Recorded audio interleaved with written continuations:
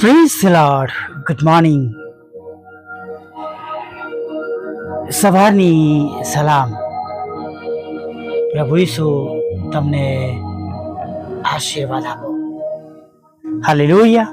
હા, પ્રભુઓના પ્રભુ અને રાજાઓના રાજા તમને આશીર્વાદ આપો. ખરેખર વાલા મિત્રો, આજે સુંદર સમય મળ્યો છે, જે તક મળી છે એને સાંપડી લઈએ અને ધન્યવાદ સાથે પ્રભુની સ્તુતિ કરતા, પ્રભુની આરાધના કરતા પ્રભુમાં આજના દિવસમાં આગળ વધીએ. ઈશ્વરની દ્રષ્ટિ દરેક લોકો પર છે, તમારા પર છે, મારા પર છે અને સર્વત્ર તેમની દ્રષ્ટિ છે. શું ચાલી રહ્યું છે તેઓ જાણે છે. ઇઝરાયલ પ્રજાને કહે છે નહીં કે એક એક લીલા વૃક્ષ નીચે તમે કેવી વિચાર કર્યો છે. અને ઈશ્વરની દ્રષ્ટિ ચારે તરફ છે અને તેઓ અત્યારે પણ, હમણાં પણ તમને અને મને જોઈ રહ્યા છે.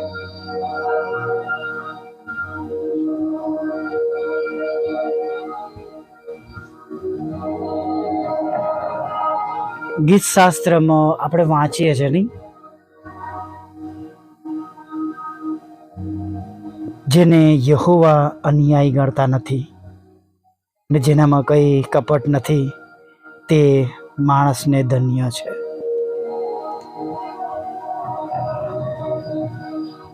અત્યારે જોવા જઈએ તો નિરાશા સાંપડે નહીં, પણ દેવે નૂહને ન્યાયી ગણ્યો.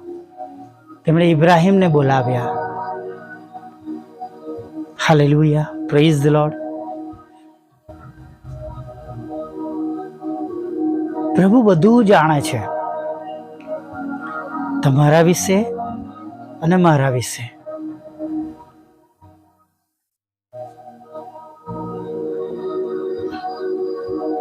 ઘણી બધી વખત આપણા જીવનની અંદર જાણે અંધકાર છવાયો હોય, બધું સ્ટક થઈ ગયું હોય, કશું સારું થતું ના હોય, પરિસ્થિતિ બદલાતી ના હોય. ઘણીવાર જે પરિસ્થિતિ છે એના માટે જાણે આપણે કેટલા બધા ઉપવાસ કરતા હોય, કેટલી બધી જગ્યા પર પ્રાર્થના કરાવતા હોય, કેટલી બધી જગ્યા પર આપણે જતા હોઈએ, આપણે પોતે પ્રાર્થના કરતા હોઈએ, પણ મિત્રો એ પરિસ્થિતિ ઘણીવાર ખસતી નથી નહીં. અને વાલા મિત્રો, હું તમને કહું છું કે એવી બાબતોને માટે અથવા એવા સમયોમાં તમે ઉદાસ ના થશો. જો દેવ ચાહે કે તમે અને હું એવી પરિસ્થિતિઓમાં રહીએ અને આપણે તેમને વિશ્વાસુ રહીએ અને તેમની દ્રષ્ટિમાં જે સમય સુધી આપણે વિશ્વાસુ રહેલા દેખાવા જોઈએ, એ આપણા માટે લાભને માટે, ન્યાયપણાને અર્થે એ આશીર્વાદનું કારણ બની જશે.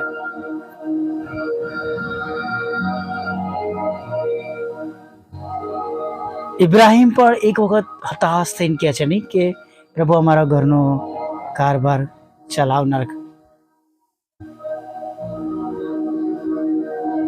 સંભાળ રાખનાર કે છે એ વારસ થશે.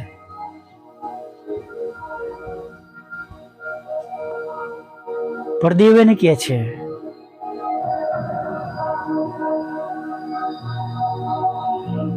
કે તું તારા પોતાના દીકરાને જોશે ને. અંધકાર કે છે એના પર આવી ગયો, એકદમ અંધકાર, અને એની અંદર દેવ તેની સાથે વાત કરે છે. તમે જુઓ, યાકૂબ બેથેલ ને લીઝમાં જ્યારે હોય છે ત્યારે કે છે એટલો બધો અંધકાર થયો અને તેની અંદર એવા મધ્યે એને પ્રભુ સ્વપ્નો દ્વારા વાત કરે છે. એટલે ઘણીવાર અંધકાર, જેને આપણે કદાચ આપણે અત્યારે દુઃખ ગણીએ, કેલ્ક્યુલેશન મને દુઃખ લઈએ, દુઃખમાં છે તો જાણે આ સમયમાં જાણે આપણે વધારે પ્રેઝન્ટેબલ છે ઈશ્વરની દ્રષ્ટિમાં.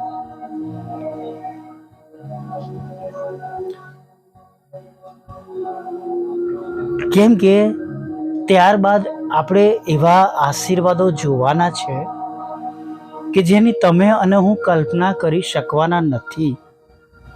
અને એવા આશીર્વાદો કે જે કોઈ નાણાંથી, મૂલ્યથી, સારા કામોથી કે પ્રભુને પ્રસન્ન કરવાથી ખરીદી શકાતા કે મેળવી શકાતા નથી. પ્રભુ એમની ઈચ્છાથી તેમના બાળકોને એ બધા આશીર્વાદો આપે છે. Praise the lord.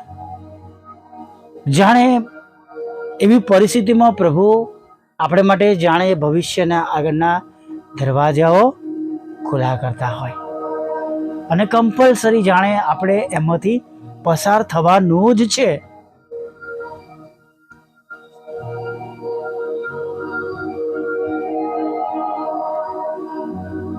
પિત્તર અને તેના સાથીદારો તેનો પરિવાર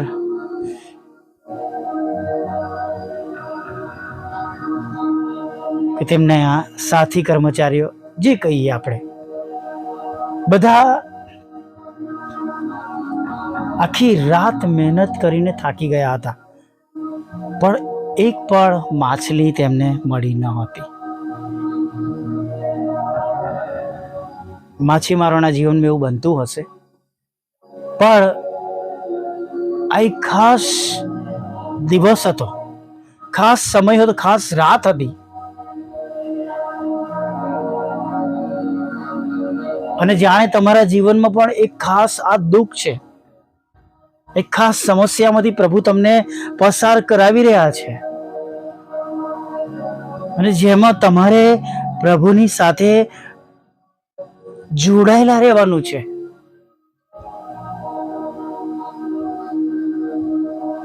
હાલેલુયા. Praise the lord.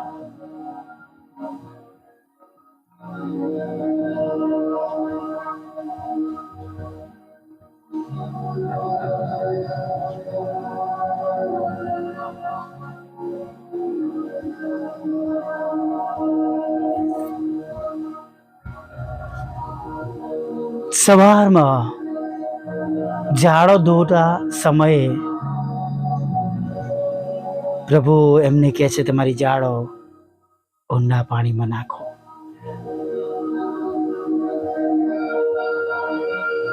પ્રભુ બહાર કાઢે છે, એ જગ્યા પરથી આગળ લઈ જાય છે.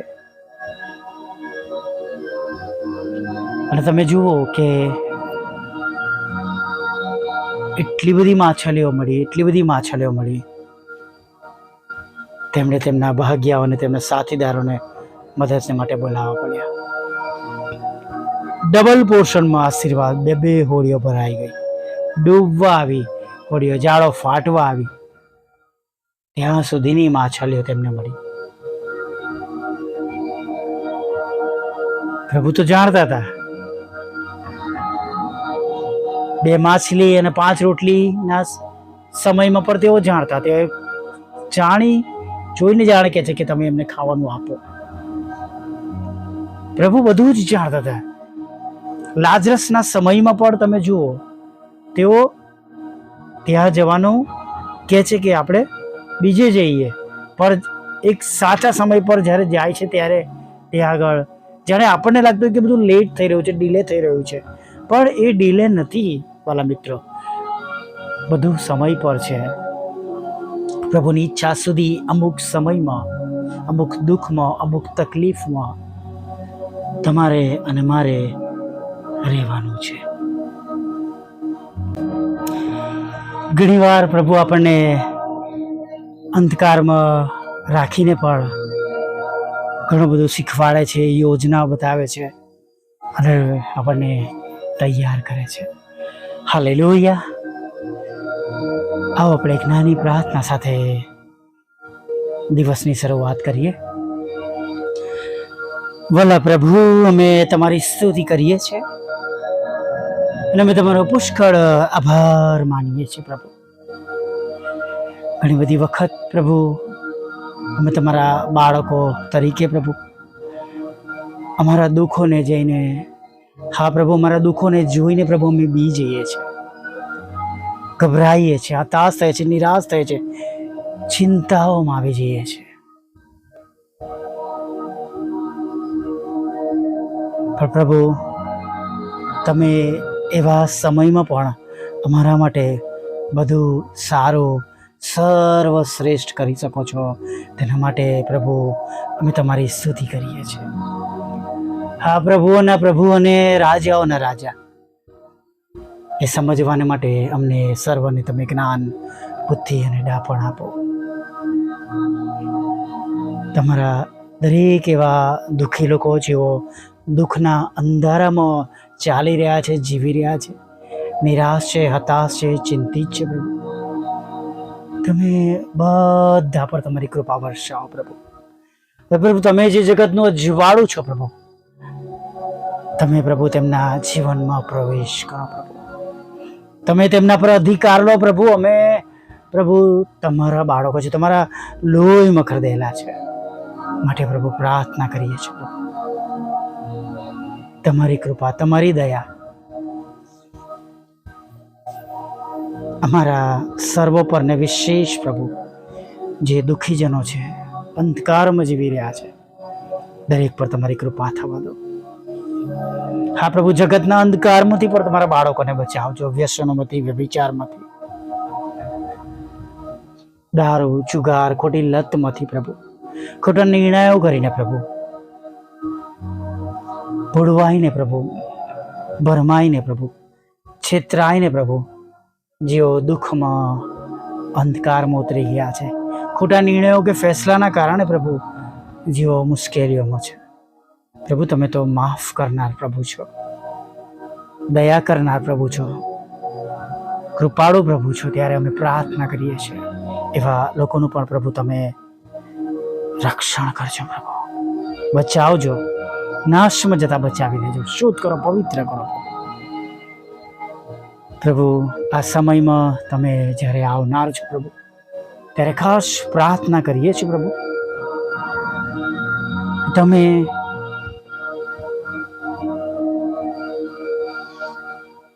તમારા સેવક સેવિકાઓ અને પ્રભુ બાળકો અને વ્યક્તિગત ઇન્ડિપેન્ડન્ટ સેવા કરનાર લોકોને પ્રભુ તમે તમારા સામર્થ્યથી ભરી દો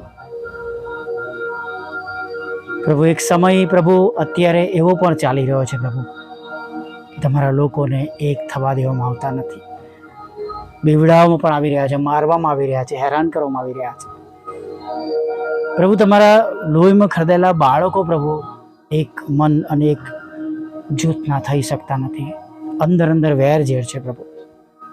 અને પ્રભુ એમ શેતાન પ્રભુ ફૂટ પાડી રહ્યો છે. અંતના સમયોમાં પ્રભુ પિતા, તમારા લોકોને તમારી પાસે આવતા પહેલા પ્રભુ ઘણા બધા એવા પ્રભુ બિન ઉપયોગી પ્રભુ બાબતો બની રહી છે પ્રભુ, જેના વિશ્વાસમાં આવીને તમારા બાળકો તમારા વિશ્વાસથી દૂર ખસી ગયા છે પ્રભુ. પ્રાર્થના કરીએ છીએ પ્રભુ એવા લોકોને માટે કૃપા કરો, દયા કરો